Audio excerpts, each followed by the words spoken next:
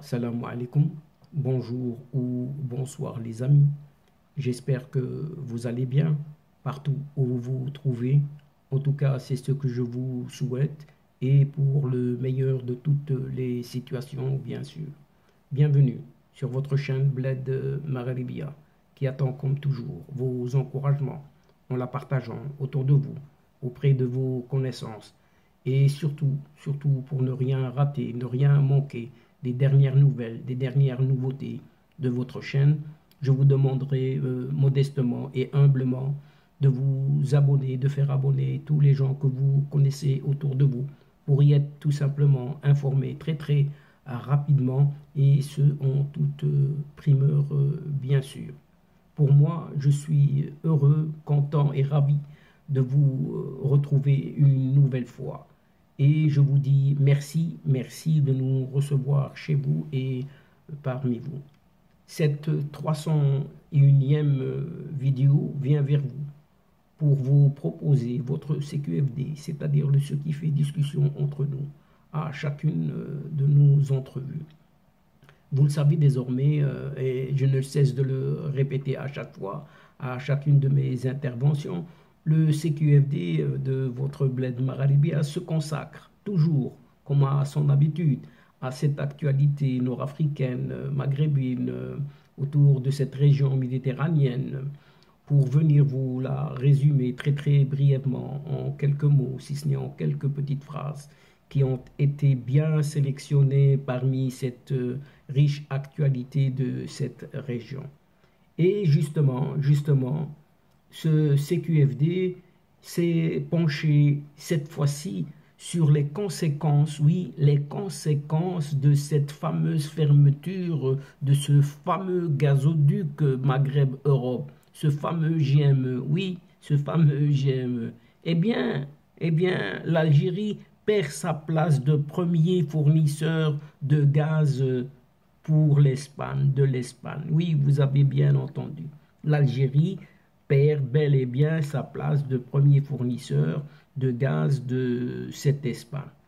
En effet, juste 4 mois, oui, il a suffi de 4 mois après la décision de ce supposé président algérien qui ne sait finalement ce qu'il fait. C'est athée, oui, c'est athée.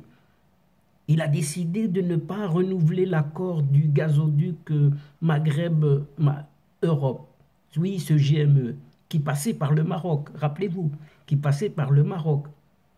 Les livraisons manquantes, oui, les livraisons manquantes n'ont pas pu être totalement assurées. Oui, vous entendez bien, les livraisons manquantes n'ont pas pu être totalement assurées par ce Medgaz, l'autre gazoduc, ce fameux gazoduc traversant la Méditerranée pour rejoindre cette ville d'Alicante en Espagne. C'est plus qu'un cadeau. Oui, c'est plus qu'un cadeau pour les États-Unis d'Amérique cette fois-ci, qui devient, donc c'est ces États-Unis qui deviennent le premier fournisseur de cette Espagne. Oui, effectivement, en Espagne, la fermeture de ce fameux GME, de ce gazoduc Maghreb-Europe, qui passait via le Maroc, bénéficie actuellement, c'est le moins que l'on puisse dire, aux États-Unis, aux dépens de cette Algérie, justement de la décision de son pseudo-président. Et les exportations américaines du gaz naturel liquéfié, ce fameux GNL, par méthanier, oui, par gros méthanier, ont représenté en janvier dernier quelques 34,6%, oui, 34,6% des besoins de cette Espagne. Soit les États-Unis deviennent le premier fournisseur. Un rang, oui, un rang, une rangée, un classement qui, avant le 31 octobre dernier, était solidement occupé par cette Algérie. En tout cas, c'est ce que note un média économique à Madrid même. Avant cette fermeture de ce gazoduc, GME, décidé par cet amnésique tout de même, président algérien, cet athée, paraît-il que sa décision motivée, vous savez par quoi? Par l'attitude agressive du royaume du Maroc envers cette Algérie, qui porte atteinte à l'unité nationale, pas moins que ça, excusez du peu. Eh bien, les exportations des États-Unis vers l'Europe, vers l'Espagne en tout cas, n'étaient que de 16% à cette époque, en septembre 2021. Oui, de 16% seulement. En revanche, le volume de gaz en provenance de cette Algérie, essentiellement transféré par les gazoducs GME, donc gazoduc Maghreb, Europe et Medgaz, c'est-à-dire le gazoduc passant sous la Méditerranée, avoisinait, lui, quelques 46% tout de même. La comparaison entre 16 et 46%, elle est vite faite. 46% du total des quantités acheminées vers l'Espagne. C'est ce que souligne toujours la même source médiatique. Pour rappel, le bulletin de janvier dernier des statistiques de décembre 2021 émanant d'une certaine agence, d'Enagaz, la société chargée du maintien et du développement des infrastructures gazières en Espagne, Enagaz a montré que le gaz naturel liquéfié, ce GNL, entré sur le marché espagnol par voie de méthanier en décembre 2021, représentait près de 70%. Oui, vous avez bien entendu, près de 70% du total de ces importations, contre 52,4% pour le même mois de 2020. En une année donc, un bond de près de 18%, plus exactement 17,6%. Quant au gaz transféré par pipeline, il a accusé une forte baisse. Oui, une forte baisse, ne représentant que 31,2%. Cette fois-ci, alors qu'il représentait auparavant 52,4% durant la même période en 2020. Donc en une année, plus de 20% de différence. Par conséquent, chers amis, il revient, et de loin, que le Maroc a un rôle dans cette stabilisation des prix de l'électricité en Espagne. En effet, tous ces chiffres qu'on vient de citer, contredisent la version officielle à Alger, vantant la capacité du pays à répondre aux demandes du marché espagnol. Ce qui n'en est rien, absolument rien. Disant que cette Algérie est prête à discuter avec son partenaire espagnol de livraison gazière supplémentaire et à fixer un programme pour assurer ces livraisons. Mais actuellement, elle est en panne de fournir la totalité du gaz comme promis.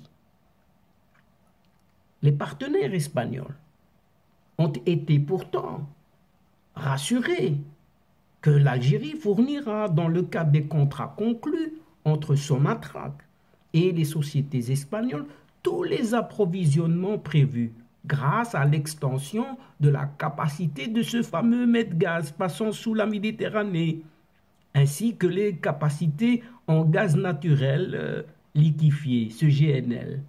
C'est ce qu'avait déclaré le 31 octobre dernier ce ministre, il s'appelle ainsi, ce ministre algérien de l'énergie, Mohamed Arqab.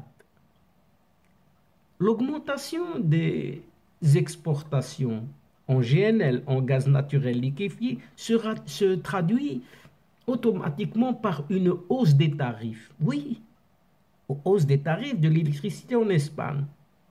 Oui, selon l'offre et la demande. puisqu'il y a moins de gaz, donc le prix augmente. Un sujet de préoccupation majeure. Un sujet de préoccupation majeure, vraiment, pour le gouvernement espagnol de Pedro Sánchez, qui ambitionne pourtant de se maintenir au pouvoir en respectant sa promesse sur le maintien des prix de l'énergie. Ainsi, le ministre de la Transition écologique espagnol compte prendre des mesures pour endiguer la flambée du coût de cette électricité. Cependant, les experts en doutent, oui, en doutent de l'efficacité de telles mesures, qualifiées d'actions à court terme seulement et ne résolvant en rien, mais absolument en rien, ce problème structurel qui affecte le système de formation des prix sur le marché. La stabilisation des prix sur le marché passe par la réalisation de la normalisation des relations de l'Union européenne avec des pays comme l'Algérie, le Maroc et la Russie, puisque le coût du gaz en dépend.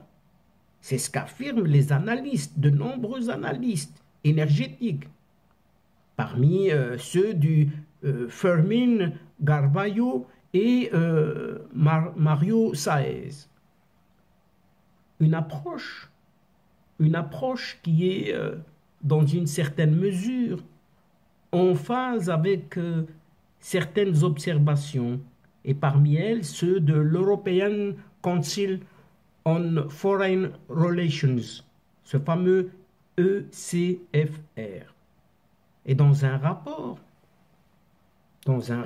publié ce 10 février dernier, le think tank admet avec réserve tout de même que la crise ouverte entre la Russie et l'Ukraine, oui, cette crise entre l'Ukraine et la Russie, avec ses conséquences sur les cours du gaz et du pétrole sur le marché mondial, offre une réelle opportunité pour la diplomatie des pays de l'Union européenne de mener peut-être une médiation entre cette Algérie et le Maroc pour ouvrir